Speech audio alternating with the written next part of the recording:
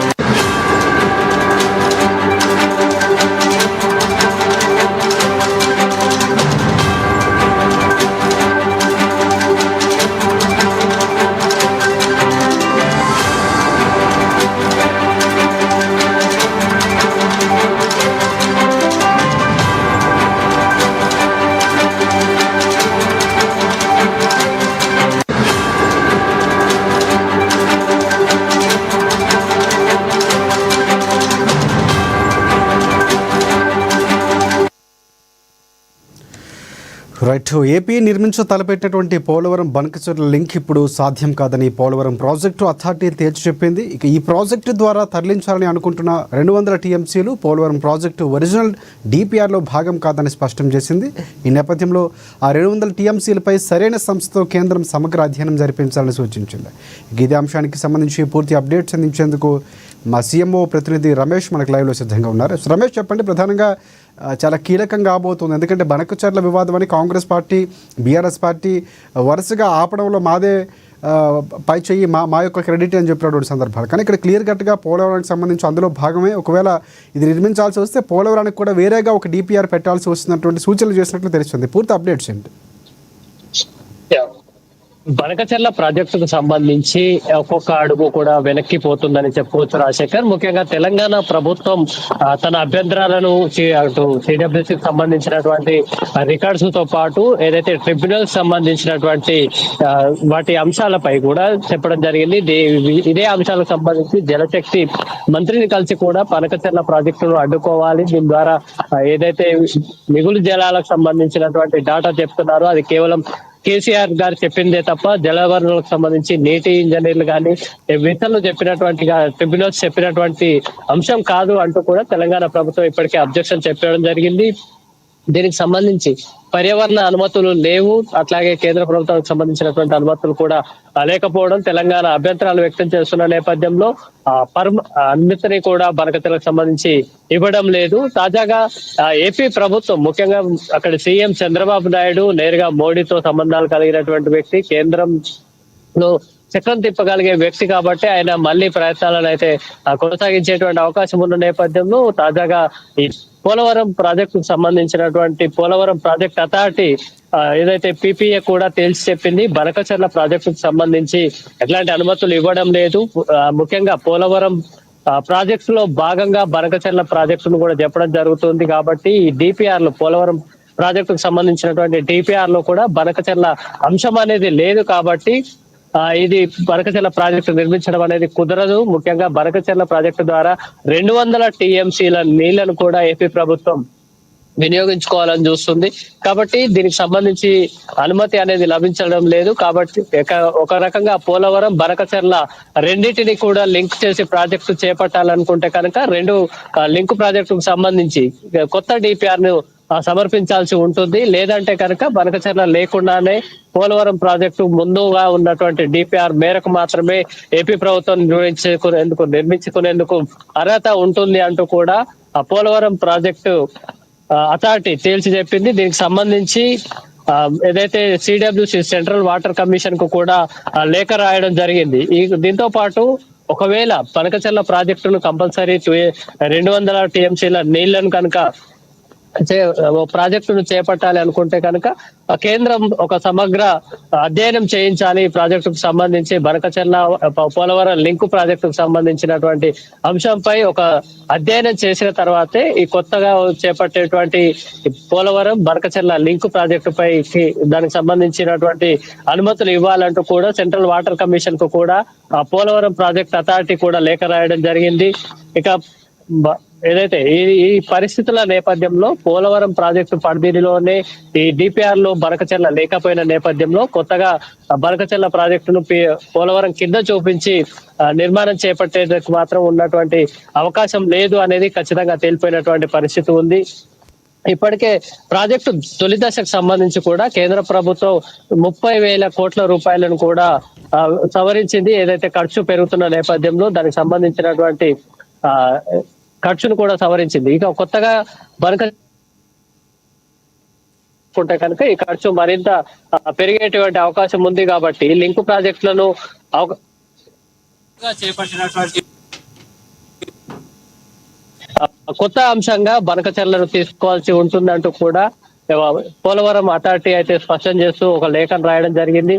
దీంతో పాటు తాడిపూడి కెనాల్ ద్వారా కూడా బనకచెర్లకు నీళ్లు ఇవ్వడంతో పాటు ఏదైతే తాడిపూడి కెనాల్ సిస్టమ్ ద్వారా 2 లక్షల ఎకరాలకు సాగునీరు అందించడంతో పాటు 130 గ్రామాలకు తాగునీటి సరఫరా చేస్తున్న నేపథ్యంలో కూడా పోలవరం ఫేజ్ 1 లో ఆ ప్రాజెక్టు యొక్క కుడి కాలువను తాడిపూడి కెనాల్ లింకును కూడా లింక్ చేస్తున్న నేపథ్యంలో గ్రావిటీ ద్వారా ఇక్కడ నీటిని కూడా తీసుకుపోవడం జరుగుతుంది. సో ఇప్పుడు బనకచెర్ల లింక్ ద్వారా 200 టీఎంసీలను ఇదే వ్యవస్థ ద్వారా తీసుకుపోవాలనేది కూడా ఏపీ ప్రభుత్వం భావిస్తున్న నేపథ్యంలో దానికి సంబంధించి ఏ మేరకు లాభం జరుగుతుంది అనే అంశంపై కూడా కేంద్ర సంస్థల ఆధ్వర్యంలో ఒక అధ్యయనం చేసి తద్వారా బనకచెర్లకు అనుమతి ఇవ్వడమా లేదా రెండు ఆప్షన్స్ అయితే ఇక్కడ మనం ప్రధానంగా చూడవచ్చు. ఒకటి, పోలవరం ప్రాజెక్టులో డిపిఆర్ లో బనకచెర్ల అనేది లేదు కాబట్టి కొత్తగా బనకచెర్ల ప్రాజెక్టుకు సంబంధించినటువంటి ప్రతిపాదనను ఏపీ ప్రభుత్వం తీసుకొస్తే కనుక కేంద్ర సిడబ్ల్యూసి పరిశీలించేటువంటి అవకాశం ఉంది. తద్వారా కేంద్రం నుంచి అనుమతులు తెచ్చుకోవచ్చు. లేదా ఒకవేళ బనకచెర్ల ప్రాజెక్టును కూడా పోలవరంలో అంతర్భాగంగా చూపిస్తే కనుక కొత్త డిపిఆర్ ను సిద్ధం చేయాలనేది కూడా క్లియర్ కట్ గా ఇప్పటికే చెప్పిన పోలవరం అథారిటీ దీనికి సంబంధించినటువంటి సెంట్రల్ వాటర్ కమిషన్ కూడా లేఖ జరిగింది. ఇంకోటి ఆపరేషన్ షెడ్యూల్ పై కూడా అంటే ఏదైతే గోదావరి ట్రిబ్యునల్ అవార్డు ప్రకారం కొన్ని సూచనలు ఉన్నాయి. ఒకవేళ వర్షాలు పడితే గనక ఆపరేషన్ షెడ్యూల్ నిర్వహించాలి, వర్షాకాలంలో ప్రాజెక్టుల ఆపరేషన్.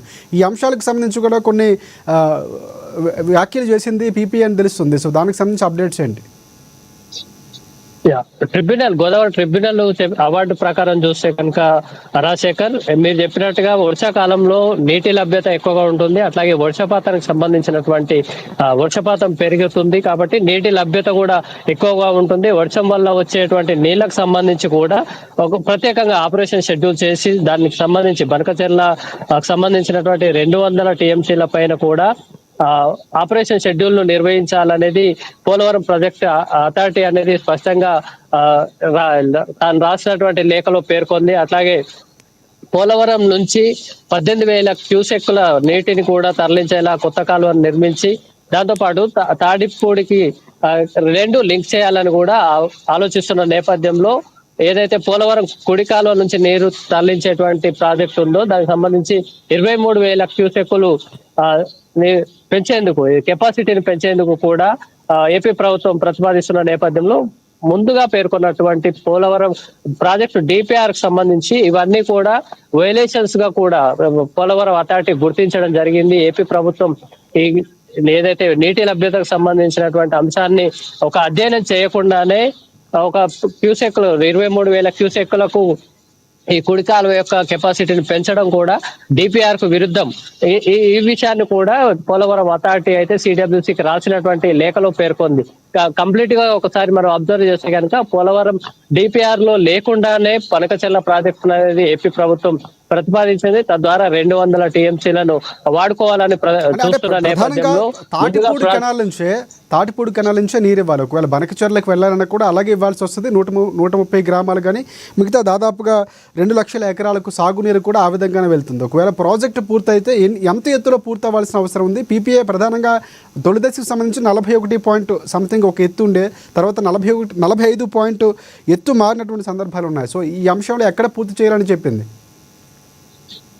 41.15 మీటర్ల ఎత్తు ఉన్నటువంటి ప్రాజెక్టుకు సంబంధించి మీరు చెప్పినట్టుగా దానికి 30,000 కోట్ల రూపాయలను కేంద్ర ప్రభుత్వం ప్రతిపాదించింది. అయితే పూర్తి స్థాయి సామర్థ్యం కనుక చూసుకుంటే 45.72 మీటర్ల ఎత్తులో ప్రాజెక్టును పూర్తి చేశాక మాత్రమే బనకచెర్ల లింకు ప్రాజెక్టును అనుమతికి తీసుకునేందుకు అవకాశం ఉంది అనేది పోలవరం ప్రాజెక్ట్ అథారిటీ చెప్తున్నటువంటి మాట. ఏదైతే ముందుగా నిర్మించేటువంటి ప్రాజెక్టు తొలి దశకు సంబంధించి ఇప్పటికే ఫేజ్ 1 లో బనకచెర్ల లింకు ప్రాజెక్టు, పోలవరంతో బనకచెర్ల లింకు ప్రాజెక్ట్ అనేది సాధ్యపడేటువంటి పరిస్థితి లేదు. కాబట్టి దాని ఎత్తును 45.72 మీటర్ల ఎత్తుకు సవరించి దాన్ని పూర్తి స్థాయి సామర్థ్యంతో నిర్మించినప్పుడు మాత్రమే బనకచెర్ల ప్రాజెక్టుకు సంబంధించి లింక్ చేసేందుకు అవకాశం ఉంటుంది. కానీ డిపిఆర్ లో చూసుకుంటే పోలవరం డిపిఆర్ లో బనకచెర్ల ప్రాజెక్ట్ అనేది లేదు. కాబట్టి ఈ 2 లింకు ప్రాజెక్టు లింక్ చేయాలనుకుంటే కనుక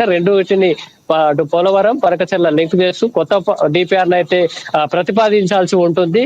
లేదు అనుకుంటే కనుక బనకచెర్లకు సంబంధించి సపరేట్ డిపిఆర్ ని సబ్మిట్ చేస్తే కనుక అటు కేంద్ర ప్రభుత్వం నుంచి వచ్చేటువంటి అనుమతులకు దరఖాస్తు చేసుకునేందుకు కూడా ఏపీ ప్రభుత్వానికి అవకాశం ఉంటుంది. రాజశేఖర్, అంటే ఫైనల్ గా కేంద్రం అంటే టీఎంసీకి సంబంధించినటువంటి అంశం సరైన సంస్థతో అధ్యయనం జరిపించాల్సిన అవసరం ఉంది.